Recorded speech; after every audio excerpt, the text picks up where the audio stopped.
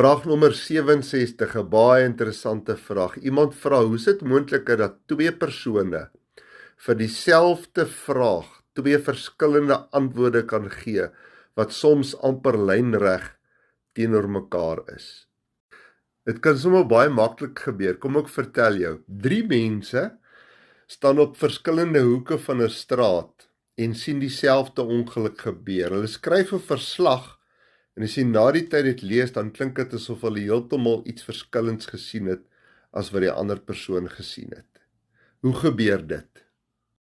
Dieselfde gebeur met die uitleg van die skrif. Party mense sien dit as simbolies, ander sien dit as letterlik. Ander mense neem die konteks waarin 'n skrifgedeelte is nie in ag nie, en dan kom hulle by verskillende interpretasies. En dan is daar die hele kwessie van agtergrond en tradisie.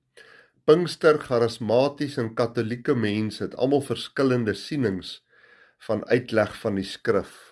Nog 2 faktore is 1, dat mense nie genoeg kennis of inligting het nie, en laastens, party mense is op 'n dwaalspoor. Hulle sal vir jou heeltemal 'n ander antwoord gee as wat die waarheid is.